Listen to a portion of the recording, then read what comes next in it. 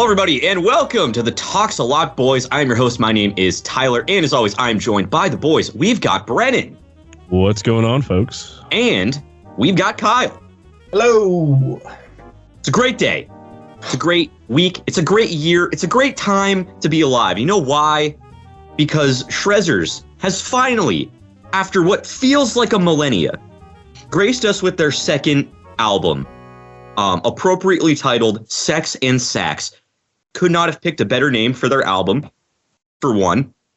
And B, it lived up to the hype, at least in my opinion. I don't think it's quite on the level of Relationships for me personally, but that is like a Herculean bar to clear, because that album is just perfection. This is a very, very, very, very close attempt at surpassing that, though. The new vocalist fits in great. He honestly sounds shockingly similar to the first vocalist, where you can barely even tell. You don't know. And there's just a lot of rippers on this album. I don't think there was a single song that I actively disliked. Definitely a few that I would put above the rest, but we're going to get into that. So fellas, what did you think about Sex and SAX by Shrezzers? Brennan, I'm going to pass it off to you first. What did you think? You know, I agree with the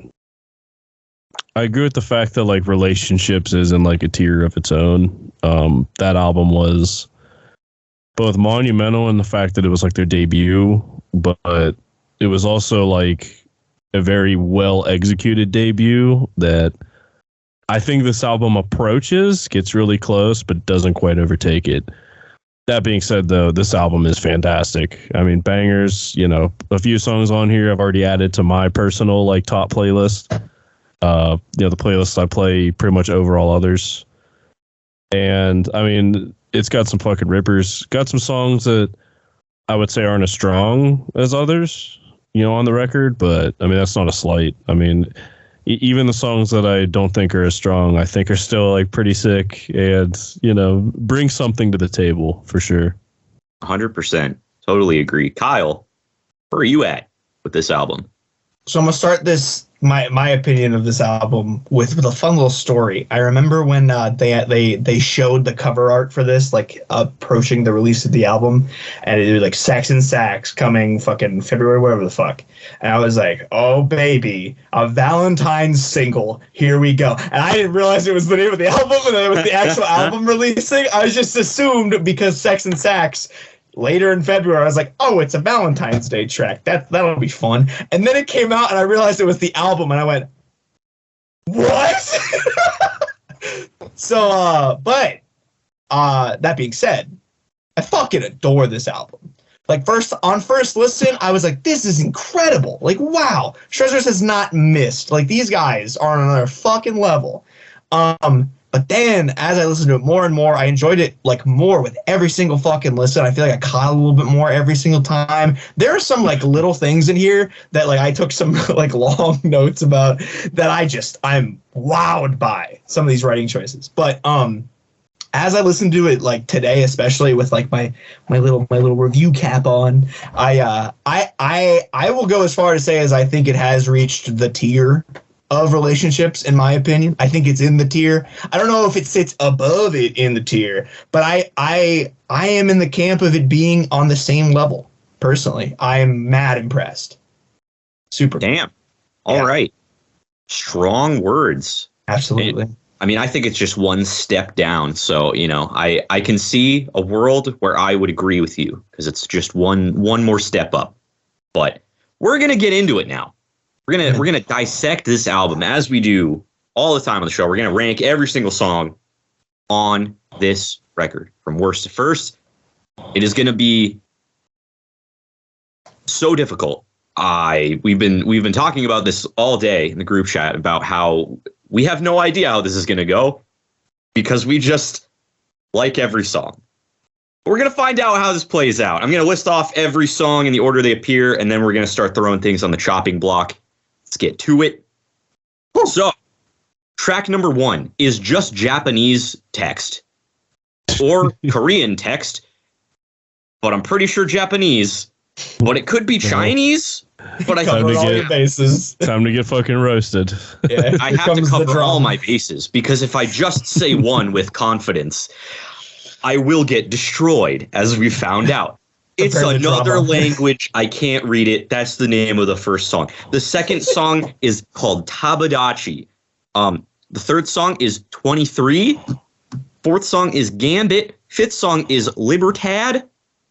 Sixth song is Temperature in Spanish. Seventh song is Demure. Eighth song is Hangover. Ninth song is Mastophobia. Next song is, I'm assuming we're gonna pronounce this Pornhub.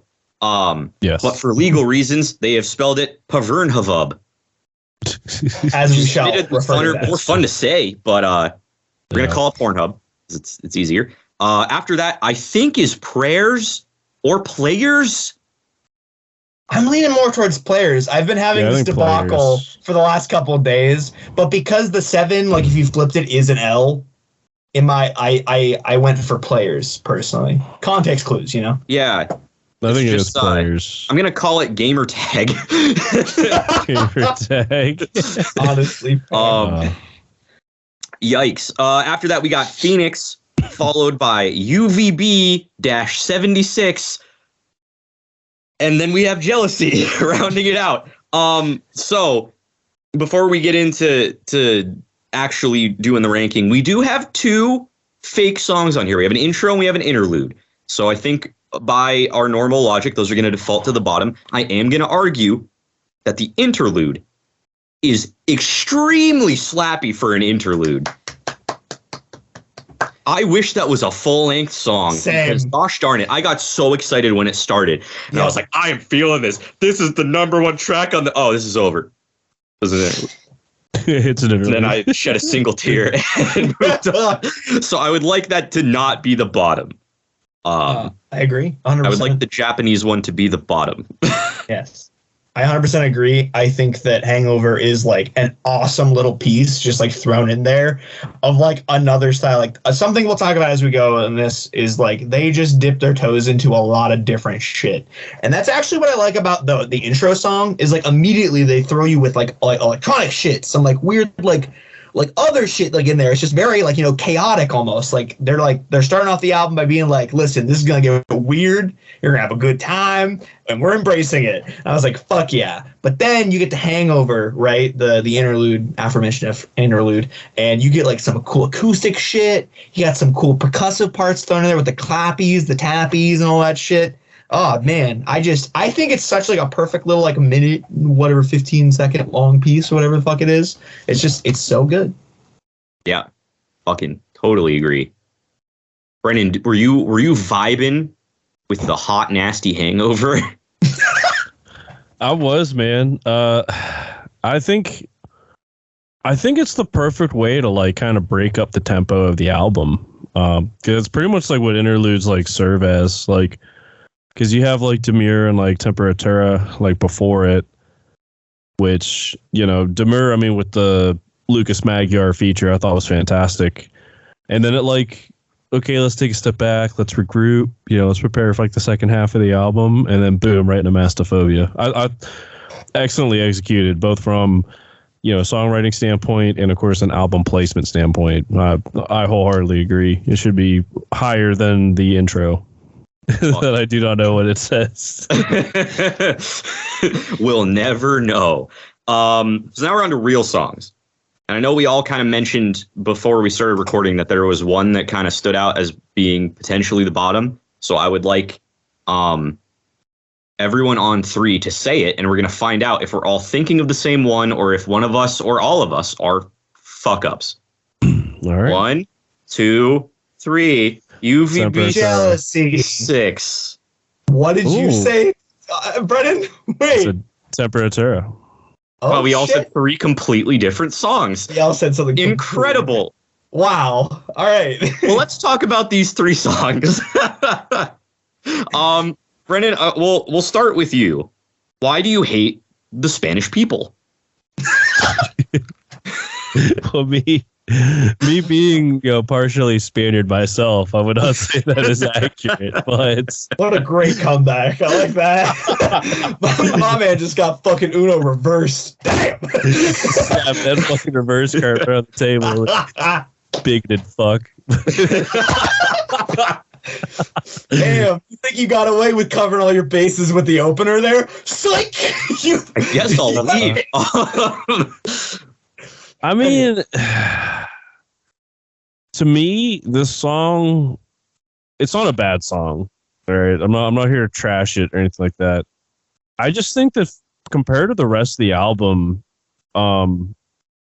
minus another song that somebody else in here said, the song doesn't really have a lot going on. Like, it's kind of just like a basic song with like just the sax kind of thrown in it at some point. I mean, at least that's how I feel.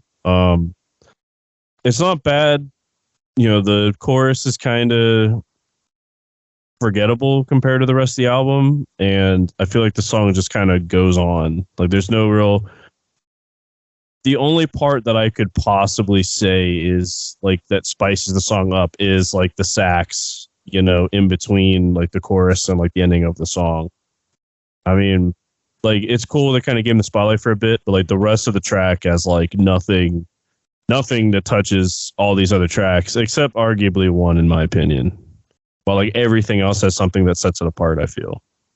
I'm not going to fight for this one to be super high because I have like one gripe with this song, but there was a lot in this song that I actually really enjoyed. It is obviously like all in Spanish, so I didn't understand it. It's a lot like the Spanish DGD song situation, but obviously I don't think this is as good as that. But I think that like a lot of the instrumentals and a lot of the structure to this song, I think, is really what like kind of stood out to me. Like, again, not to the same extent as like a lot of other songs we're going to talk about later on, but I think a lot of the riffs gave me kind of like gold necklacey vibes a little bit in certain parts, especially. I think like obviously I can't understand the lyrics, but I think that like the way that they're kind of like constructed and kind of like flow, they kind of like have this real like dynamic beat that it's kind of like, ooh, that's really... that sounds pretty good. And I think the sax solo specifically in this song, the way it's kind of mixed and the way that there's like a lot of stuff going on in the background of it makes it stand out in a different way compared to a lot of other sax solos on the album. Not saying that makes it better. I'm just saying it makes it different and it makes it a more unique beast. The one like major gripe I have with this song is that the ending I find like really annoying, and that's really subjective, but like just the weird breathing thing to close it out, it just bothers me. And that's just a personal thing. That is very so true. I just wanted to throw that out there. But Kyle, I'm terrified. Okay. But talk, please. All right, so at first I didn't love Temperatura. I like it a good bit. In fact, I'd like to start this out by, I think all three songs that we threw out are like the bottom three songs in my opinion. So I'm cool with them being the bottom three. I'm totally cool with that. However, I do share a lot of the exact same thoughts that you have for Temperatura with that song, as well as with Jealousy, in my opinion. I think that Jealousy runs into like a little bit more like a poppier kind of setup. Like it does a lot. It has a lot more of electronic influence as well compared to Temperatura, but it does still have like a very obvious like the Spanish influence that I think just is very cool in its own way, but it doesn't bring as much, I don't think. But here with Temperatura, right? So I'm listening to it today. I've listened to it like a handful of times before today, and I was like, this is really, it's a little groovy. I was doing a little thing that you were doing there, Tom. I was like, oh, okay, well, maybe I got maracas in my hand. What's happening? But I got to the end of the song, right? And the transition from the end of this song into Demure, the song following it, which I would like to point out, we have had since almost now 2 years ago, we got Demure as a single. The song, the chord progression that the breathy bit that you don't like has in it, that it like slowly breaks down, that was like the core of Temperatura, is the exact same chord progression as what Demure has, and it's just shifted in a different way. And I never like today listening to it, I was like, whoa, these songs are like the exact same chord structure, just done in a different way. And they're able to make it this really cool Spanish groovy song into this like really fucking rippy, fucking slappy song in Demure. And that is such cool writing. I was like, whoa, I like kept like going back and like listening to it over and over again, like, what is that? And I was like, oh, it's that. It was cool as fuck. I think just from a technical level, I think that's really fucking impressive to me. That is cool. I definitely didn't notice that before. But I will say, that doesn't make me find it less annoying. That's, I mean, fair. I mean, both this song and Jealousy, because for me, these are like easily the bottom two. I agree.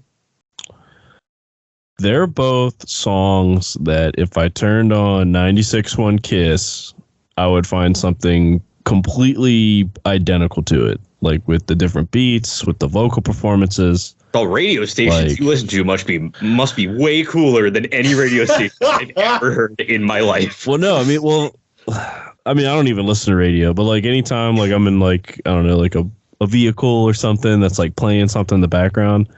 Like, I hear this shit all the time. It's like, for a Shrezzers record, you know, and all these other tracks, like, pretty much all of the rest of them have, like, a different kind of vibe, a different feel, you know, something that, you know, like I said, brings it, like, that Shrezzers vibe, that Shrezzers, like, element with, like, sax and metal and riffs and excellent vocal performances. Like, the rest of the album has that, but both of these two tracks, in my opinion, are, like, extremely weak. Because, like, they don't do any of that. It's just cookie cutter. All right, here's a beat. Here's some guitar. Here's some pop. All right, we're good. We'll call it a wrap. We'll add 2 more songs to the album. That logic is why I don't like UVB 76. How? Because it's just metal. Like 99% of that song just sounds like any other metalcore band that I could like go out and listen to. Like this song came out as a single a long time ago. It did, yeah. And I was disappointed when it came out because like it did not grab me at all because too much of the song just feels like generic metalcore to me. It lacks a lot of the elements that make Shrezzers unique and make them stand out and make them cool. I'm not saying it's a bad song. I'm just saying it's not a great Shrezzers song because you don't get that full experience. It's way too top heavy with the metal aspect of it. I like the song. It's a good song, but just as like a Shrezzers song, it just leaves a lot to be desired for me. I 100% get that, Tyler. Like, but as far as like that bringing it back, like to the point where it's like the lowest on this album, I like just hard disagree with. And the thing that like we have yet to talk about UVB, because we haven't really talked about it much, is the instrumental of this track. That is where this song breaks the goddamn mold. It is so intricate. It's so unique. Because I totally agree with you in the vocal land of it being like just like pretty generic heavy shit. But the fact that the instrumental is like doing these crazy rhythmic shift shit that like, and you get like this acoustic guitar into the fucking like heavy chugs. You've got like this really awesome like back and forth of these instrumentals that is reaching the Shrezzers level. I totally get the heavy knock. That's why I do think it deserves to be lower. But the pure fucking like just unique creativity of this instrumental is just bringing it to me. I fucking love it. I think that's why it sits above both the tracks that Brennan and I mentioned, because the instrumentals are just a lot simpler in the other two. I mean, well, go ahead, Brennan. I kind of view this as like the more extreme metally version of Anorak from Relationships. Like, because I mean, none of these other tracks really like hit that like metal, like, because I remember the first time we heard Anorak, I was fucking blown away. Oh, same, like, 100%. You know what I mean? And like to me, like, it didn't hit that level, obviously, but like to me, it was like, okay, this is Shrezzers, but tuned down a little bit. Like, there's still the sax, there's still, you know, like epic, like decent choruses and like, you know, complex, intricate instrumentals. But, you know, with CJ McMahon putting in growls and adding just barbarism to this track. But I mean, I see where you're coming from, but I don't know. I couldn't put this like extremely high on the record, but to me, like this is Shrezzers tuned down with gutturals and awesomeness. But the rest of the album is Shrezzers, like in its normalcy. Yeah. So like I'm fine with putting this above Temperatura and Jealousy. I just like. I don't want to be in a world where it gets any higher than that. I really don't. I'm fine with that. I'm 100% down with that for exactly the reasons you said. But I mean, I'm against that, but it is what it is. I mean, like an argument could be made. Like a hard fought argument could be made to put it above like Tabadachi, but like that is the only one that I'm like maybe, but even that is like you'd have to fucking fight me to the death. Well, all right. Well, before we fight each other to the death, all right, which it's probably not going to happen. Let's lock in Temperatura and Jealousy. Which one of these two do we feel is inferior? I'd put Temperatura over Jealousy personally. 100% same. Okay, we're all in agreement. Okay, Yeah. Cool. Well, then those are locked in. I'm down. UVB 76 is about to be locked in unless someone would like to throw something in to battle for it. Oh, Pornhub. No, Not at all. Not at all. Are you kidding me, dude? Top three. This song is like this song changed my life. This song is immediate table material. Like immediate. No, it is fucking not. I adore this song. It's stupid and it's incredible. Look, oh my god! I've listened to this song more than any other song on the entire album. I don't think it's the best track. I will say that blanket statement. It is not the best track of the album. But it is so fucking funny. It is so up there for me, dude. It's so... All right. Well, let me pose the argument. All right. I am in agreement. I think this song fucking slaps. All right. I think it is monumental. It is game changing. It is totally different from the rest of the album. But this song suffers the same kind of problems that I get from the rap songs that were on the Polyphia record, where it's like, I mean, not like the bad ones. I mean, the good rap tracks that were on Polyphia I thought were pretty lit. But even then, like there were plenty of other tracks on the record that I would safely put above that because A, it was Polyphia, and B, you know, overall they were just better written material. Like this, I think it's a gimmick. It's, you know, hey, let's make a rap song, bring some decent rappers in here. And like I said, I think it slaps, but I don't think it holds a candle to like the rest of the record. Because the rest of the record is actually like well executed Shrezzers, metalcore, saxophone awesomeness. This is just let's make a cheap beat, get a couple rappers, and send it. They looped the Pornhub drum beat and made a song out of it, and that is pure genius. They deserve a Nobel Peace Prize for going forward and doing this. It's what we all wanted, and we didn't know it, dude.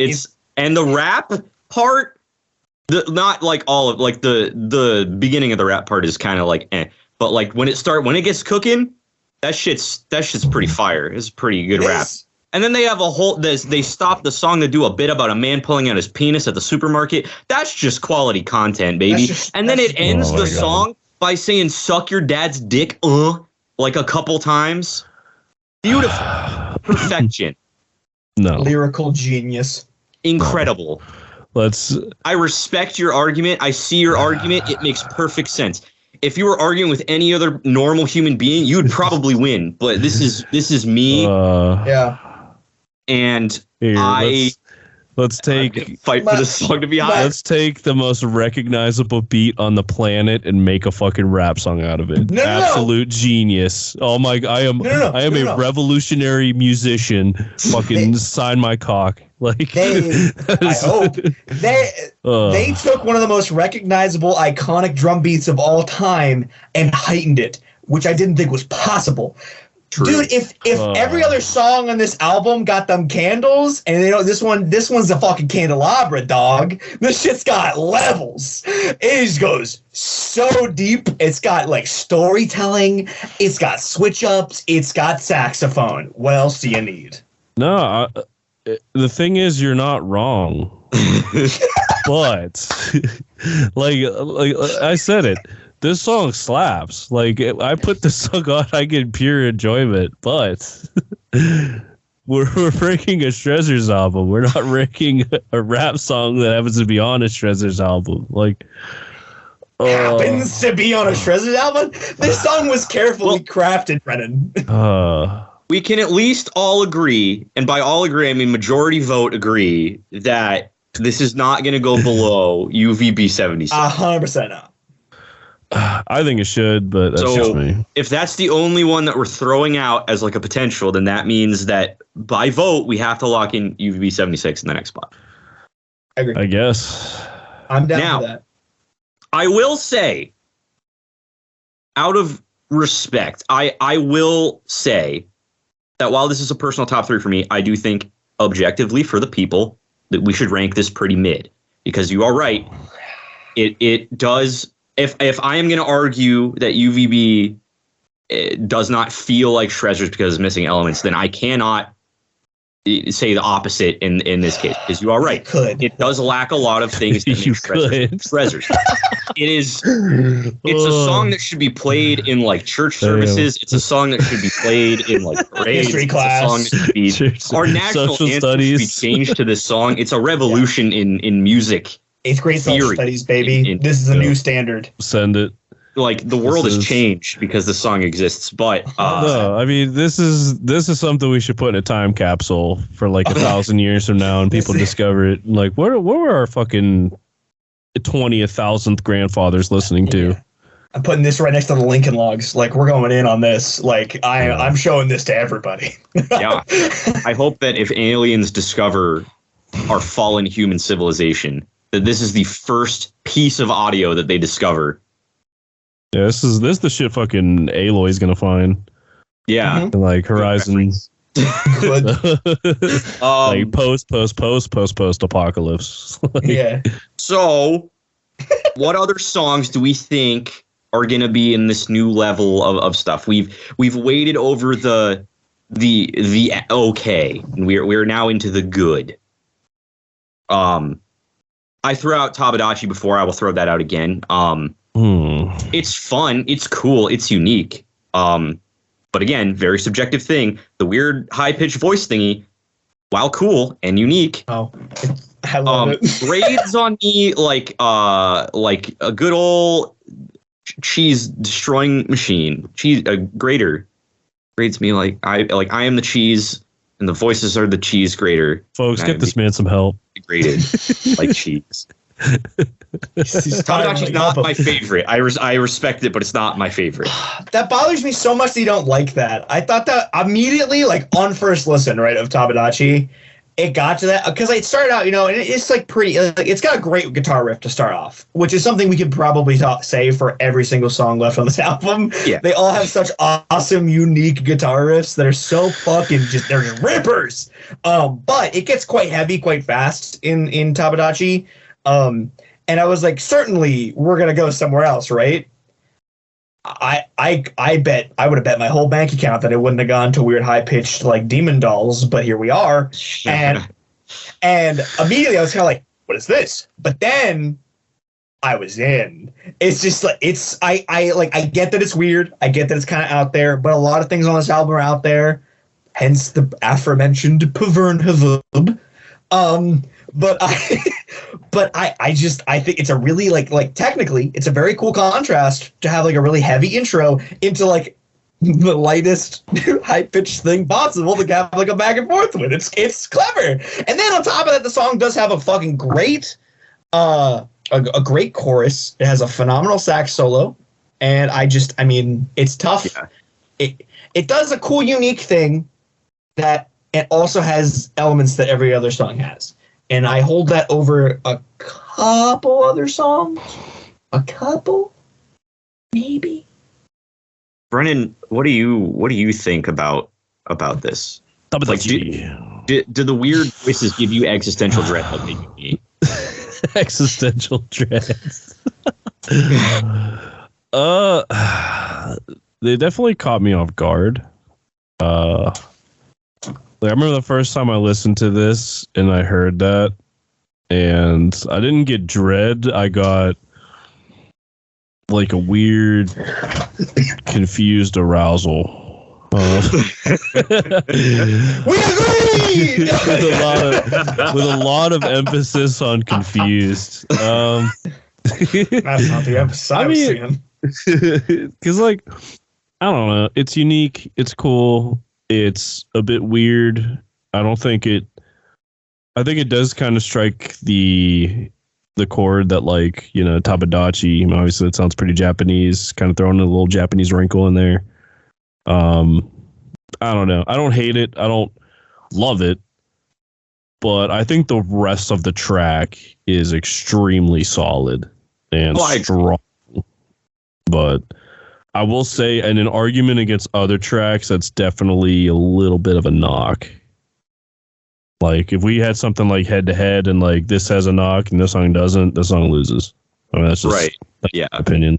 That's kind of why I wanted to throw it out, because I'm like, I know it's subjective, but a lot of these songs I don't have like any issue with at all. And this is just one that stood out where I was like, I personally don't really vibe with the creepy Satan dolls. I will say it is a really strong actual like album opener. I agree. For sure. That's what I was about to go into as well. 100%.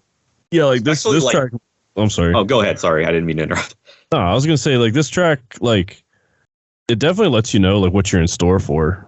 Like, and I think that's a really strong quality in an album opener. I mean, of course, technically it's not, but like the real album opener, because like it lets you know like we're gonna shred, we're gonna sax, we're gonna have epic choruses, we're gonna throw some weird shit in there. All right, let's go. That's a new Shrezzers record. Yeah. So that's why I like it. Because from the intro, that's just like weird techno bonkers, like go fuck Sonic, and then like you go from that into like just the frantic like energy of Tabadachi, and then it hits you with the dolls. I think like that in combination is just like, where am I? And then like you get to 23 and it's like, oh, it's Shrezzers. I see. Okay. And then it's like it kind of like, I say normalizes out, but like obviously Shrezzers is the least normal music you can probably listen to. But I think like having that as the opener, it's just like this shit's gonna get crazy in ways that you were not prepared for. Yeah. That's honestly why I appreciate even more. I think it's part of the reason why I love this album is the way that they kind of structured the beginning of this whole album. Is you start with like the weird techno shit, you get into like really immediately fast-paced riffs, deep chugs, uncleans, into dolls, into smooth, clean vocals, into like an incredibly fast sax solo. Like this man's shredding on the sax in this track. One of the fastest like solos, like I think like notes in succession wise of Money the solos on this album. And then you mentioned going into 23, we're like, oh, it's Shrezzers. This is a Shrezzers album. This is pretty cool. 23 has like this cool like backing piano in a good chunk of the song too, which adds like immediately like a whole other vibe. You know, like it. This album is structured in a way where you're just getting like fucking you're dipping your little toesies into a lot of areas right fast and right away. Fast pace, fast dip into the toesies. And I love it. Fucking love it. It sets the tone, and I think that's just like another reason why I think the song is just so great. Yeah. That being said, though, to like kind of go against myself here, I think every song that's left I adore a lot. Like legitimately, everything from here on out, I just gushed in my notes about. So I mean, I don't know. Yeah. Well, let's see. What are you guys thinking? Is there anything else you want to throw out? Maybe like Brennan, do you have anything that kind of sticks out to you, other than the monumental time? Fuck.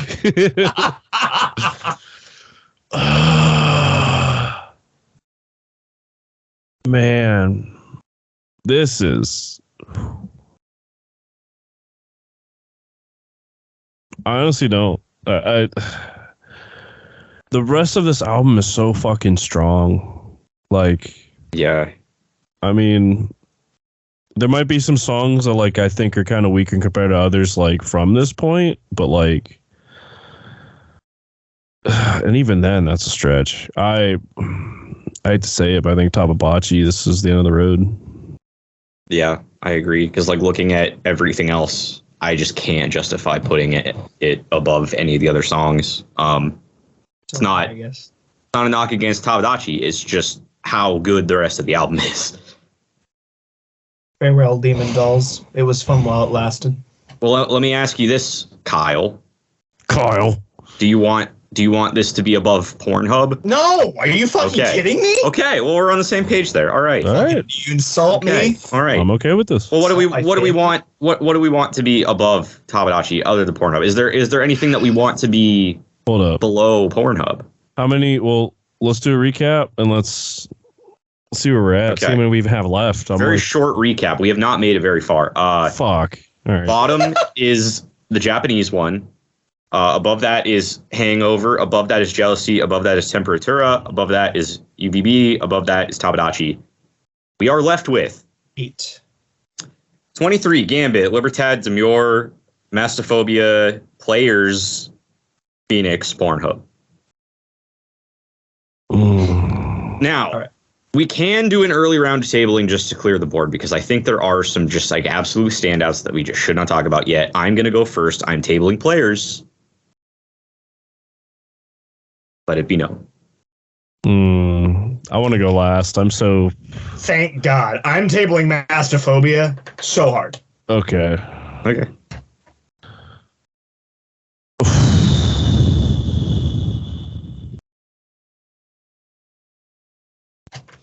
Tyler, I think he's gonna table before and have up. I think you're right. I think that's what he's going to do. At least come to the dark side. I think he's gonna do it. I think he's thinking about it, yeah.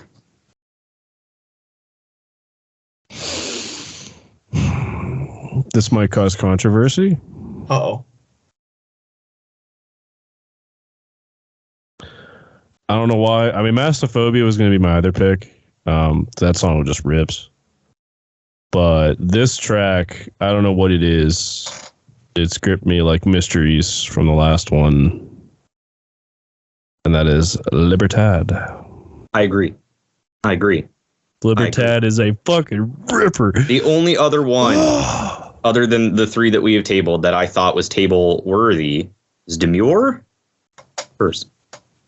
Okay, strong pick. It's not what I would have said, but that's okay. That's not what I thought I was going to say, but upon re-listening to it today, because Demure's been around for a long ass time.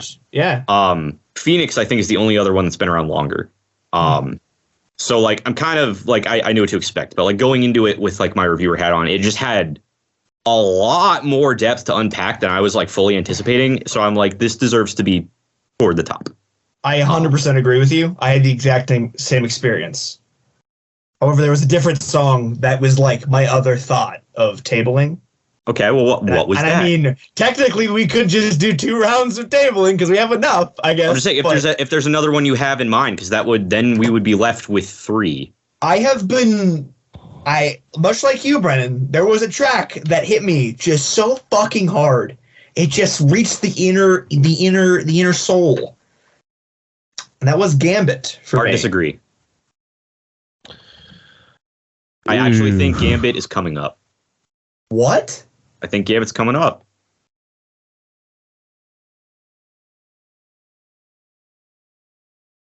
To read off my last note on Gambit verbatim. Okay. In general, this is a very solid song. I feel like aside from the one big standout moment, though, it is not as great as a lot of other tracks on the record. The standout moment being Breakdown at 231 that goes extremely hard and it's very slappy and there's a lot of like blast beating and it's just there's a lot of notes flying at you like Guitar Hero style. I mean, like, it's a good song. Starts off a piano. It's interesting. Like, it's a good song. Do I think it's table worthy? No. Personally, no. I mean, I could be outvoted, but personally, I'm like, good track, but not God tier. Interesting. I will say this is an extremely obscure reference, but I don't know if you guys have ever heard of the band Seosin. Yeah. So they have a song called Voices, and the opening of this track sounds identical to it. Like it is eerie. Like I remember the first time I heard this track, I'm like, whoa, did fucking Cove Rebber from Seosin come and join Shrezzers? Like, what the fuck is this? And then I saw the features Adam Bentley, and I'm like, well, that didn't happen. But it is a very strong song, but I think the tables, if this is strong, the tables are the fucking Hulk. Like, this is, I mean, I hate to say it, but I mean, where else do we go? There's 8 tracks left. Mm-hmm. Yeah, I think Gambit might be next, personally. I disagree. Oh. Well, what goes beneath it? We are a people's court. I mean, to go against myself, because I guess I'm the last bastion of this track, but Pavernhuvub.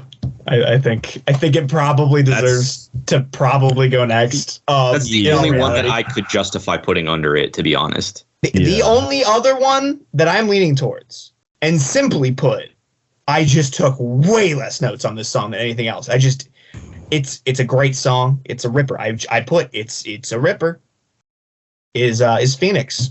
Phoenix smokes Gambit like a pile of meat at Mark Zuckerberg's mansion.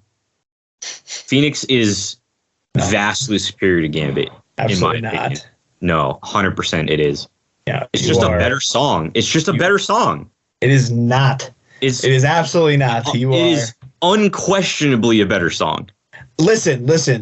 To settle the heat, I think both these tracks are in this upper 8 realm of all being really fantastic songs. So the reason why Phoenix I remember prior to this, and why I think it deserves to be above the almighty Pavernhuvub. But I think that Phoenix just simply does not bring enough variation. It does not bring enough, just unique, like just trying like crazy shit. Literally every other song that we have left above Pavernhub, I think has some crazy unique, like borderline genre bending shit in it. Whereas Phoenix is a lot more just like, this is a banger of a Shrezzers track. And it does some cool little things, but it just simply, I just think like everything else above it is a banger Shrezzers track plus something crazy cool. This lives in the realm of, this is a banger of a wheelhouse song for Shrezzers. It's a Shrezzers track. This could have been on Mystery, but for Mystery, yeah. And relationships. Yes, sorry, I was like, Mystery's a track, isn't it? What am I thinking of? Relationships. Sorry. I could see it fucking getting plucked right out of there. It just feels so perfectly like something. Just they wrote it. It's exactly what they do. And it's incredible. But I could put Phoenix as low as 7. 6. 7. I will fucking fight for this. I don't want Gambit to be above Phoenix. I just think Phoenix is more of a ripper. I think it just sounds better. I think Gambit is good, but just, I don't know. It's a personal thing. I mean, like, you guys vote against me, whatever. If you ask me if I want to listen to Phoenix or Gambit, 10 times out of 10, I'm always going to pick Phoenix. And I respect that. I respect that you like Phoenix more because, as I said before, a lot of these songs are like a fucking almost a coin flip between the two, between them all, because they all bring like so many cool things to the table. I just think Gambit is a banger Shrezzers song, heightened by some incredible cool little things thrown in, like piano intro, some more falsetto-y moments from the vocalist. You've got fucking the thing I love. I mean, because we really haven't talked about Gambit a ton, so I'm gonna kind of hit you with the facts. I love the cocky energy of Gambit in the way where the vocalist sings in the first verse. It almost has I know what the fuck I'm doing. I'm gonna show you what's going on. It starts out with like a beautiful piano into like this groove. The chorus fucking rips. He's hitting some fucking beautiful soaring notes in there that I just adore. The high vocals out of the chorus is an awesome transition back into like the lower, the next verse. And then, like you stated, that breakdown is fucking monumental.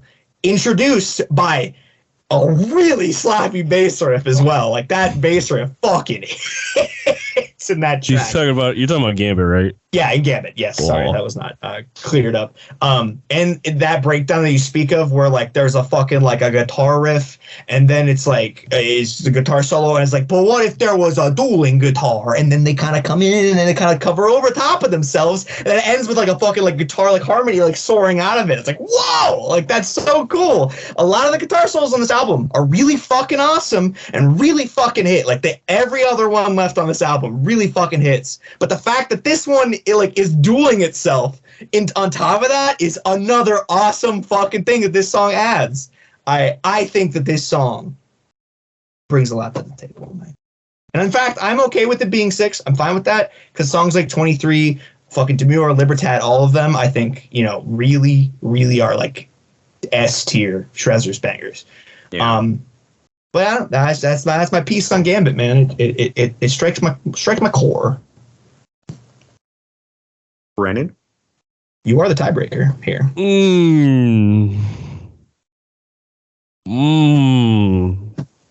This one is tough. It doesn't stop here, buddy. Everything could be tough. I know. Bad news. The pain train just keeps rolling, dude. I mean, this. Just give me a second. Oh man, I like the metaphor, the pain train. Like, just keeps rolling. It's pleasure and pain. Sex and sax, pleasure and pain. Delicious Shrezzers action, baby. Yep. Give it to me all day. I will say, I think Phoenix, from start to finish, like the overall arching thing of the track, all right, I do think, and it's probably why I'm thinking about giving it the edge very slightly. Like, this is like photo finish type shit. I think from start to finish, Phoenix is a little bit more of a solid package. But the horse that Gambit has in this fucking race, all right, that transition, because like the first like 2 minutes and 20, I think is like, it's solid. Like it kind of gets the point across. Like, yeah, like this is, a strong start to the album. But then that fucking transition hits and you get like all of a sudden, like there's the tone shifts. You get like the guitar like chugging like a little bit low, and that fucking bass like just, it just drops fucking haymakers. Like it's a breakdown. It's brutal. And then like, dueling guitar solos, like that shit to me like takes Gambit to a high level. Like the rest of this album, like that puts Gambit on the map. Because like coming after like Tabidachi, good, 23, great. Gambit, oh fuck, it just took off. Like, and then leading into like Libertad and Temperatura and Demure, like that ending is so strong. Like the last minute and 10, minute 15, whatever, puts the song in a whole nother stratosphere. But like I said, the Phoenix from start to finish, I think it's a more like complete, conducive product. Like it's not nearly as flashy as the last minute and change as Gambit, but it is a very strong Shrezzers track. And to me, that just gives it a little edge. Like if the first 2 and change of Gambit was at all in the slightest better or had like more happening, then Gambit would win this easy. But yeah, I gotta go Phoenix. That's my deep dive. Thank you for coming to my TED Talk. I respect that argument a ton, actually. That was really good. I think that's like exactly how I feel. You have just actually worded it. Yeah. So So is that what we're gonna lock in? It's gonna be Pornhub, then Gambit, then Phoenix. I'm down for that. I'd say, yeah. Okay. I guess that means that we have 1, 2, 3, 4, 5 left. Really, 5 left. Five Damn. left. Wow, that's crazy. That is very, very crazy. I think that I'm going to throw 23 into the ring. I think it's time. I think it is time, yes. Very much enjoy this song, but I think it's time. Yeah, because I barely give this song the edge over the other two. Yeah, I agree. Yeah, exactly. Yeah. So I think what gives this the edge over the other two for me personally is the thing that always gets the edge in every fucking video that we make, because it has a really cool building part. Like at 3:10, it strips itself back down, it builds itself back up. Cool way to end it. Very emotional ending. Overall, just a very emotionally charged song compared to basically the entire rest of the album. And I think that there are some cool moments where like the clean vocals and the uncleans kind of like bounce around each other, just to really great effect. Just some really like solid vocal layering in general that we don't necessarily get on a lot of other tracks on the album. 100% agree. And I think it's cool. They do this on a few tracks on the album, but not all of them, where the sax is kind of like blended in through the background of the song as like part of the overall instrumental mix. Now, obviously, we still get an epic sax solo as well, but it's cool to have that just kind of peppered in through the background of the song as a whole, too. So I think those are like the standout, like strong moments of that song. But I still think that it comes up short compared to the other 4 that we have left, personally. Hard agree with everything you said. And I mean to just like drop another like detail or two just into the bucket of this is number 5. This is squarely in the top 5 and no further. I think the song's fantastic. I think the drums specifically in this one for me are like a big standout. The song opens with them. I think it kind of charges the last half of the acoustic guitar-y bridge that we get. You just really start getting a fucking crazy drum shit going on in the second half into like this crazy fucking fill out into the last chorus. It's so cool. For me, the fact that this is like the first track on the album, like sequentially, where you get like a true, just like, here's the sax and it's gonna fucking shine, is like really important for me, like in the ranking of this. Cause like we talked about before, the first 2 are like quite wacky and they give you some crazy shit and they've got some awesome sax bits in there. But this is the first time where they're just like, Shrezzers, baby, and it just fucking smacks you with a saxophone solo. And the piano in this track is incredible. Fuck. I think it's like, whoa! It's like, add a lot. Perfect recreation, yes. But I really like this track. It just, those 4 above it, man. Yeah. I agree, 100%. What do you think, Brandon? about 23. Yeah. It's really good. Yeah. That's I don't know. I don't think it's a good track. It's solid. It's better than everything else, but it's not as good as the 4 we have before us. So I think it rounds out a really strong start to the album. You know, Tabadachi, then 23, which I think takes it up, and then Gambit starts kind of slow. Fucking Ben picks up. I love it. It'll probably go in my Tasty Jams. It's on the fence because I usually only pick like the top few, but I think 5 is a very good resting place. So without going into too much. Now we're on to the fucking difficult part. Extremely we have top 4. Oh fuck. Now one of these was not technically tabled, that being Demure, but I will say that it could still crack into the top 3, possibly. Because I think that song, like I mentioned earlier, brings a lot more to the table than one might immediately recognize, especially with how long the song has been out. Sort of got used to listening to it on the shuffle. So when it's, it pops out on the album, I'm like, oh, I've heard this before, and you just kind of turn your brain off. But upon my like in-depth listen today, I discovered the treasures hidden beneath the surface with Demure. I think that the way the song is structured is really just it's built in a way to hold your interest the entire time. It's like a more of a journey than a standard song structure, but it still has enough recurring elements that it feels cohesive, you know? I think that like my favorite part in the whole song is probably the pre-chorus, like leading into the first chorus, where there's just like the really fresh beat and it just goes into that like soaring vocal bit. Everything kind of cuts out and you just have that like the layered vocals just like screaming out into the sunset. It's gives me goosebumps like every fucking time.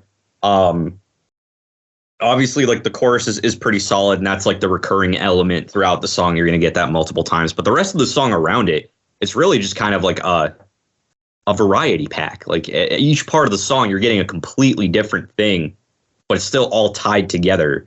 Because once we get into verse 2, you know, chorus ends, we get a sax solo that immediately throws us into verse 2, which builds upon what we got in verse 1. It's similar, but it's different. They add more stuff to it. And then there's a huge instrumental break, and we go into chorus 2, right? Then there's a fucking guitar solo after chorus 2, and then it drops back, builds up into a fucking breakdown that takes off into a riff, and it just tops everything off. And I'm like, every time that you think you're going to get the same thing twice, as long as it's not the chorus, every single other moment of the song is different.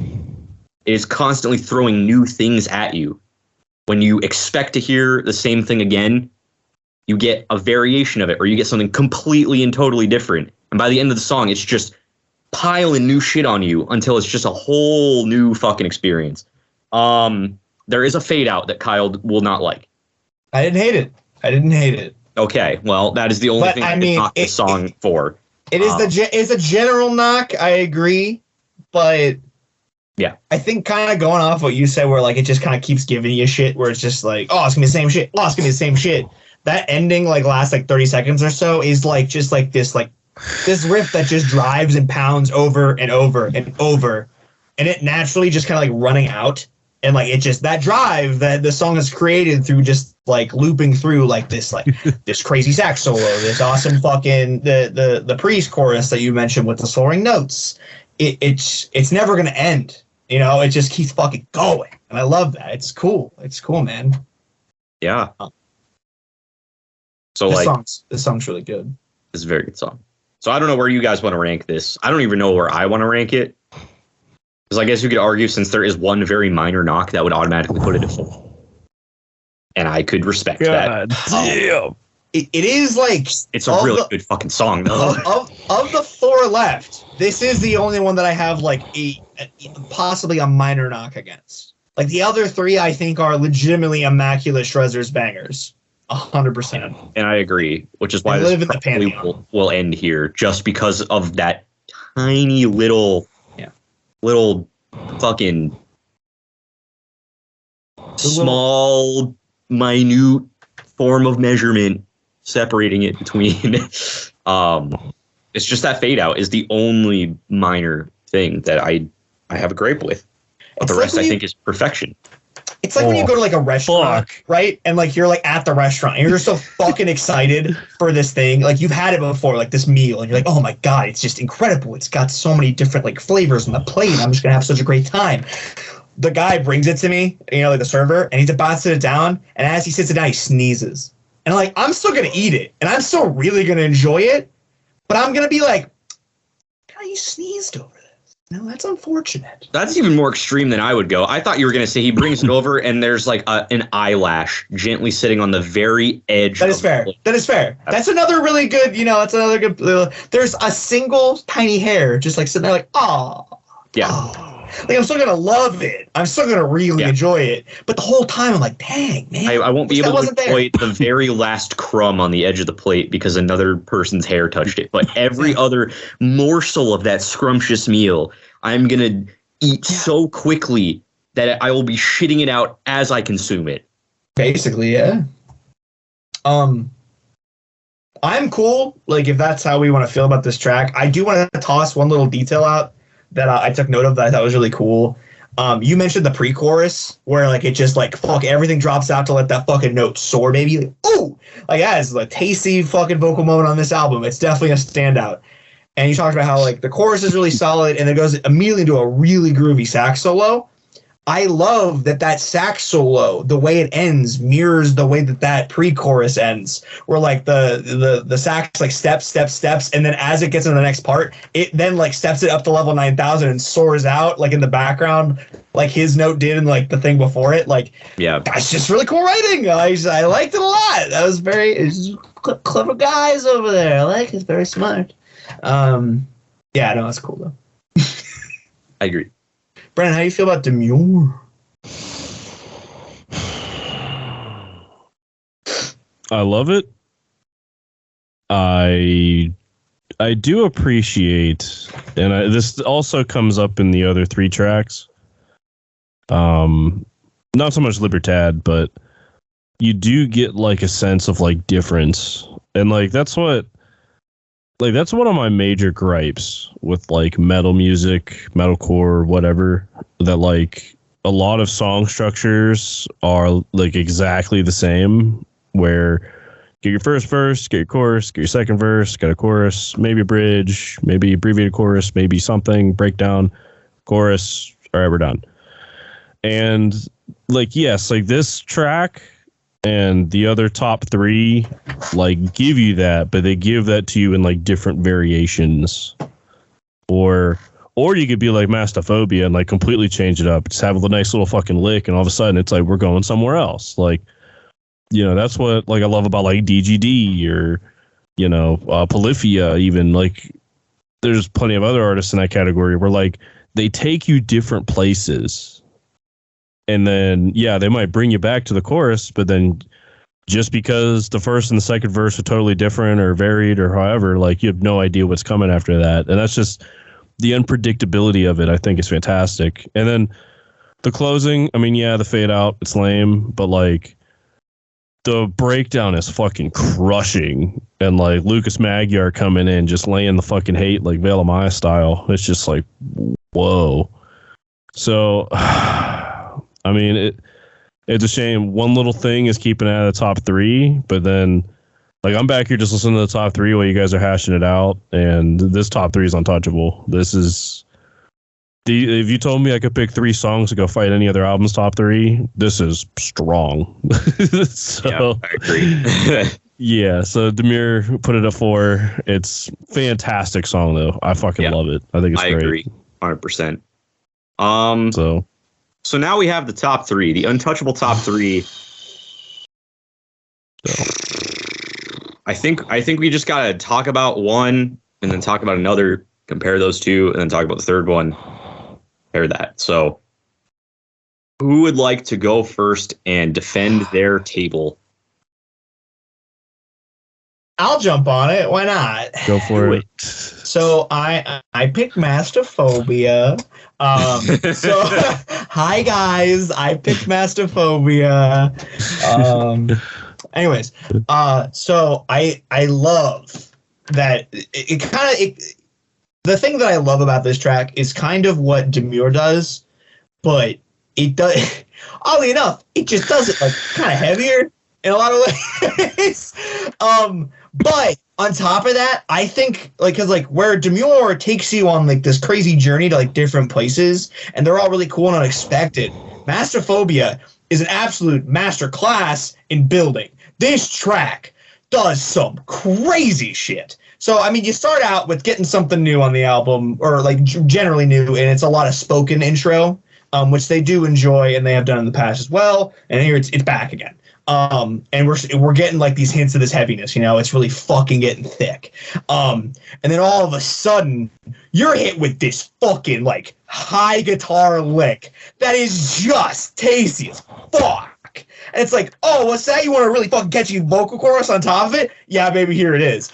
I love this chorus so much. I personally will die on the hill. This is my favorite chorus on the album. I think that I could easily hear arguments for others, and I could see arguments for others. Absolutely. But the way that this chorus in particular has like this technical fast guitar, these crazy full stops that are like offbeat of the time signature in the actual chorus around this beautiful fucking vocal bit in the chorus from the lead vocalist is just an awesome just little back and forth that this band finds a little pocket in that is the chorus that they keep coming back to. Right out of that chorus though, we come to the moneymaker. You get this fucking it's just fun, and it's matched on the other side of it with thick ass chugs. And when the first time you get it right, you get these like really high pitched guitars, a full break into the chugs. It happens twice. The next time, drums fill the fucking gap between the two and add another fucking layer to it. You get that a couple times. Then another guitar comes in and harmonizes with the high-pitched guitar, and the drums keep driving you through. You're like, oh my god, the whole band's getting on this slapper. And you're just fucking soaring out of it, right? And it's just such a cool fucking riff that they just show their expertise on how to build a track all around. It's so fucking cool. And you immediately then go into like this incredibly heavy part that is just so tasty. Again, with the really cool fucking full stops. Like you've got like after this crazy build thing where like they just keep adding and adding and adding and adding to this really big climactic heavy segment with these uncleans and gutturals, you're getting like fucking like the whole band, now that they're all in on this, are just all like bang, they're stopping, bang, they're stopping, and just adding so much weight to these heavy gutturals. And it's just, oh my god, dude. And like out of nowhere, right? You're into like this sexy slow part with the sax. You're like, we're getting this in this track after this crazy fucking heavy shit that has an incredible build out of it again. And that bridge back into this awesome pocket that they created in the chorus, man. And it drives it out to the end, man. Like, dude, I mean, my rant is over now. I apologize for getting really excited, but I'm sitting here today, dude, and I'm just listening to the song, and as it goes, I'm like, yeah. And by like the end of it, I'm like, yes! I'm just bouncing up and down. Like, this is there! Yes! Oh, man, I fucking love this track, dude, so much. I'm like foaming at the mouth, getting all excited about this. That is my piece about Mastophobia. Brendan, I do know that you mentioned it kind of being like your next pick after Libertad in your thoughts of tabling, or like in the you mentioned Mastophobia earlier. So I'm curious to see what you think about this track. Bro, I was just listening to the background while you're talking about it. Mastophobia is just a masterpiece. Like the part that really hammers it home, all right, after the first chorus, all right, you go into it, literally just drops you into just this like simple but really punchy and really like energizing riff and like lick.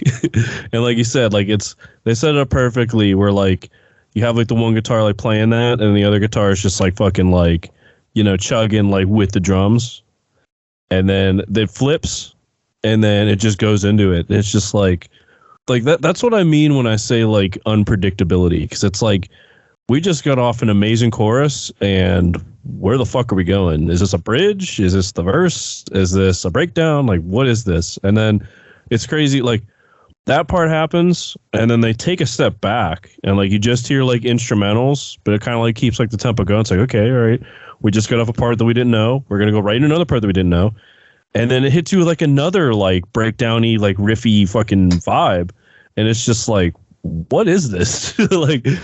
like just how they constructed the second verse to like totally not be a verse but still be a verse in chunks is like just masterclass. And then bring it into the chorus and then just break it all down into just this emotional, you know, vibe check where it's just like, whoa, I was on top of the world and now I'm kind of sad, but it's fucking great.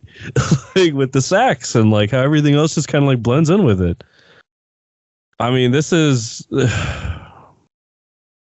I better hear some fantastic argument as to why this motherfucker's a number one. Like, 100%. I love Players. Personally, I think my song is number 3, possibly 2. But Mastophobia, holy shit. This is next level shittery. Like, just bullshittery. Like, I'll just say right now, I literally can't give a more compelling argument than what was just given for Mastophobia. So I yield to that completely.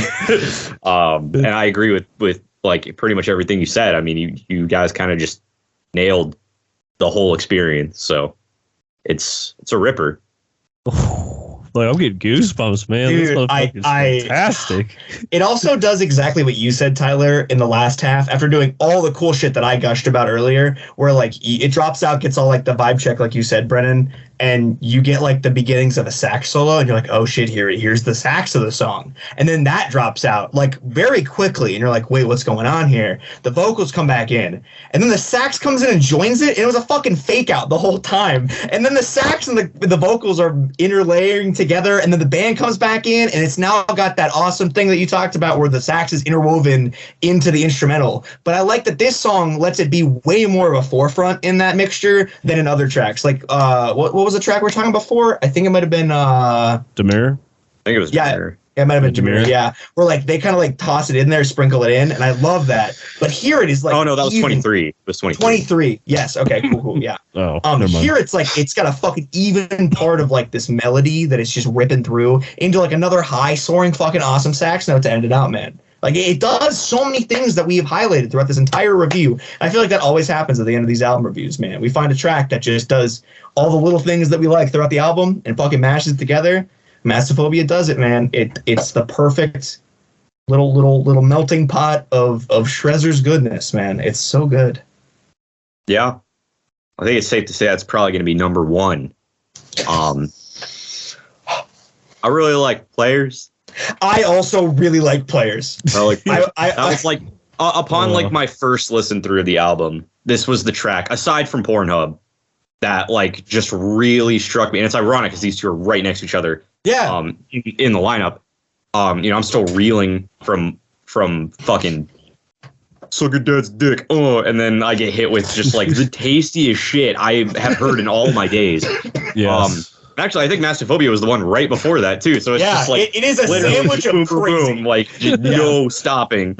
Yeah, I don't know. Players is just one that I have kept coming back to, just over and over again. Something just so. Like, I understand that, like, on a technical level, Mastophobia is just, like, untouchable, whatever. But, like, something about Players, man, like, it's just, it has this just iconic sound to it. It just immediately catches your attention with how just, fresh it fucking sounds. Like, the beat on the track just starts off so fucking hot and heavy, like, right out the gate, immediately grabs you. They do the thing that we just brought up again, where they're, layering the sax into the overall instrumental blend. And I think this does it in even better way than 23 did. It's just so damn cool, having that extra little zest, in the chorus of just like, wow, we have all this like layering in general, but then we also just have what we came here for, the saxophone. It's never leaving our side. It's just here to just fucking push that track a little bit further over the edge. We're already in the end zone, but it's just grabbing you by the ass and pushing you over the line, Yeah, like Jalen Hurts. Hell yeah. Go Birds. Still sad.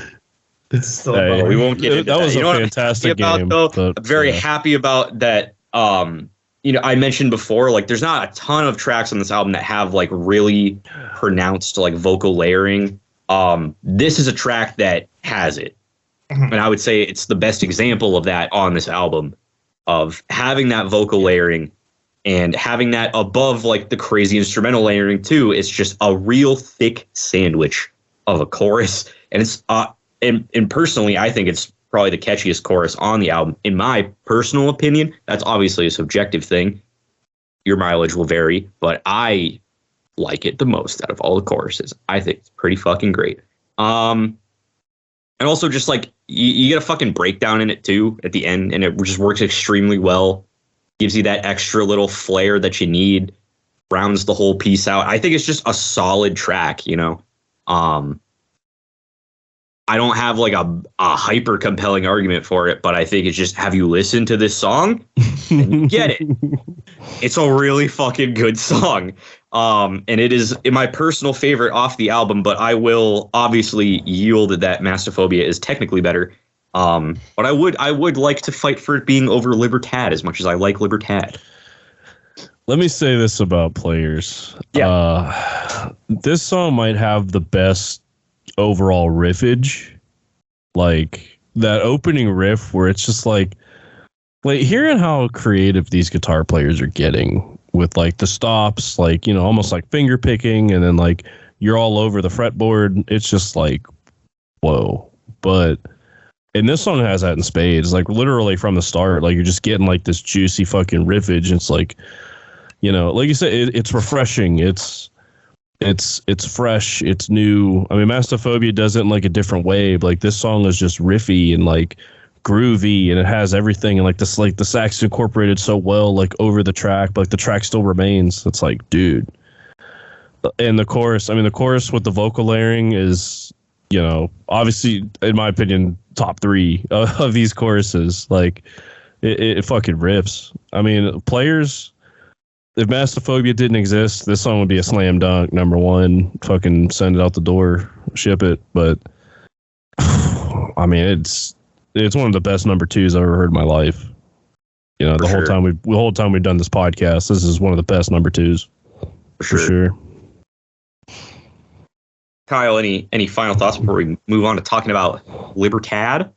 Yeah, man. I mean, I think you hit it right on the head. I think in my notes of this album, where I kind of talked about Phoenix being like super in their wheelhouse and they fucking nail a classic ass Shrezzers song, this song takes that to that next level of like adding shit in that this album shows for like Dark Growth as a band overall, I think, like in the natural progression of the band. Whereas like you've got like just like this core fucking riff, this incredible riffage, as you guys said before, but like you got this core thing that they're dancing around, and they're just fucking ripping through it. My favorite thing about it is the pace of it. It just does not stop fucking pumping it into you. But it also adds in a lot of things that I think they have grown to add into their music that makes them so good now, like that keeps them growing. It's the interweaving of the sax, which is incredible. 100% agree. It not only interweaves that sax into the instrumental, which, if I remember correctly, Relationships doesn't do nearly as much as this album, which I think is like the main like difference. Whereas this gets a little bit of a push up. Not that Relationships is bad. When I clarify that album's incredible. But I love the way that the saxophone is interwoven into this whole fucking song. It is so fucking good. It also lets it have its moment of shine, which is like keeping that great thing that already is incredible Shrezzers track. You're also given this thick ass breakdown you guys talked about, and it's the little additions of the pitch bending in the chugs in that breakdown that add that little extra something, that little unexpected thing that Shrezzers adds to all their songs that you're just not ready for. Like, yeah, you're gonna get a fucking breakdown, but what if we just were like hitting the breakdown and there's like, and this fucking just bending it around the whole time. Like, yeah, you're fucking getting deep, but what if you just like kind of slide into that? It's nice. It's so good. It's so cool. And then to like have it then round out with like back into that incredibly catchy chorus. This is probably the chorus I could get the most argument for being better than Mastophobia's chorus. But I don't agree. But I love the way that this chorus rips. It's just so catchy, iconic. You get a fucking incredible guitar solo to end it out as well. Like a classic, just iconic Shrezzers solo to end it out too. Like, man, this song is a fucking package, dude. It's so good. And I love it. I fucking love it. I think saying it's like one of the best number 2s we've like had on the show is a phenomenal feat for it. I think it's perfect. It is. Mwah. I respect it incredibly, incredibly highly. 100%. Yeah. And we still got to talk about our number 3 slot, Libertad. Whoa. Try to keep it semi-brief since we are running out of time, but we're running out. Yeah. It is a phenomenal song, so we definitely need to talk about it. Oh boy, Brendan. Libertad. I love it when metal bands venture into emotion, and this track to me is like the emotional high point of the record. Because Kind of surprised it's not later in the record, but I totally respect where it's at. Because to me, like, I think this is number 3. All right, straight up. The other 2 tracks just have way too much going on.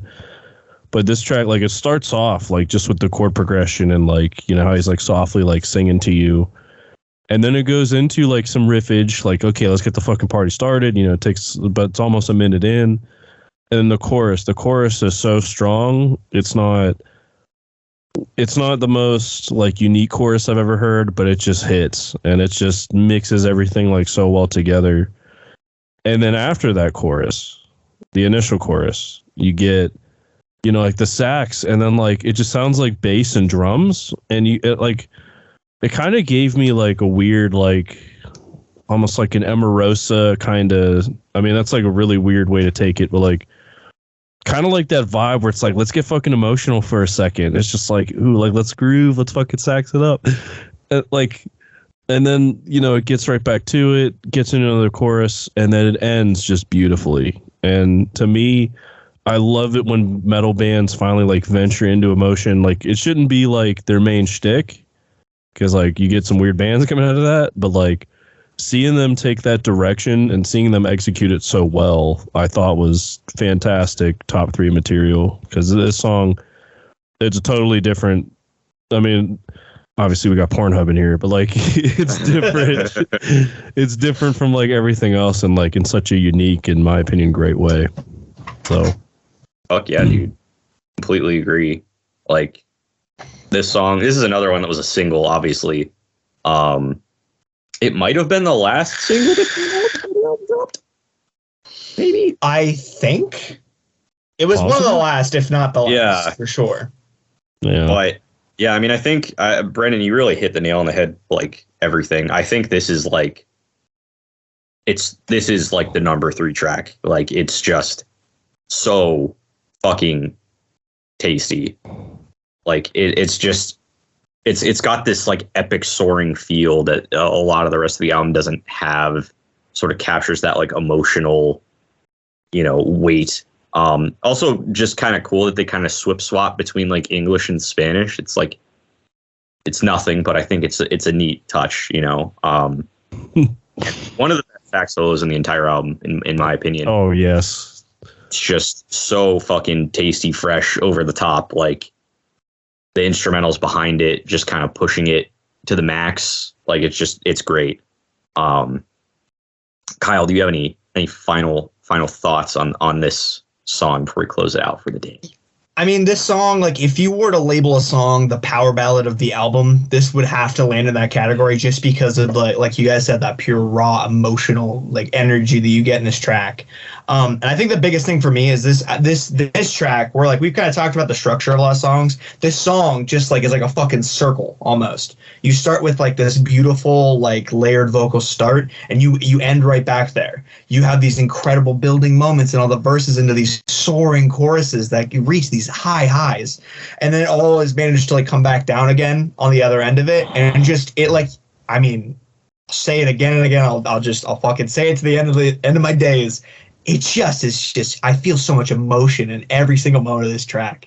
And in a way, like I'm so glad you mentioned it, Brennan. Like, you jumped right on that, because I think that is what makes this song stand out as much as it does.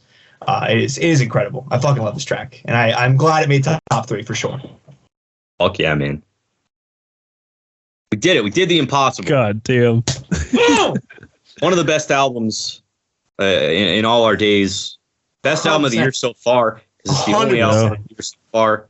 Yeah. For the most part. This is the only one we've talked about so far. So, you know. Well, Emarosa, but... Oh, fuck. I forgot about... We did do Emarosa. Sorry, Emarosa. This one is technically better. This is fun. Oh, this one smokes Emarosa. They'll like Emarosa. But we're going to do a recap. We're going to list off everything the way that we decided it. And this is it for all time. This is law. If you disagree, you're wrong. I'm sorry. You'll be court-martialed. Yep, you will be killed on sight. Number 14, the Japanese one. Number 13, Hangover. Number 12, Jealousy. Number 11, Temperatura.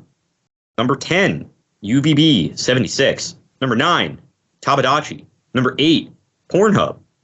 Number 7, Gambit. Number 6, Phoenix. Number 5, just making sure I didn't fuck up the numbers. Yeah, number 5 is 23. Number 4 is Demure. Number 3 is Libertad. Number 2 is Players. And number 1, Mastophobia. Goddamn, what a tight-ass album. Incredible. Obviously, if you've gotten this far, let us know in the comments below what your personal ranking of SAX and SAX is. Your ranking will be wrong if it's different than ours, but if you have Pornhub at number 1, I will give you so much respect. Same. Yeah, that's the only one that can shift. Like, that's the only one that can shift, and it can only move up. It can only go directly to the top. Yeah. Like, if you have it at the bottom, I will delete your comment. I have that power. Also, if you like this video, please give it a like, because that really helps out a ton. And if you like this talking about Shrezzers, you know, if we get enough clamoring for it, or if we just get bored and feel like it, maybe we'll do a review of relationships at some point. Oh my God, that'd be so fun. That would be. We don't do retro album reviews often, but I would very much like to dip my toes into that pool, because that is one of the greatest albums ever made.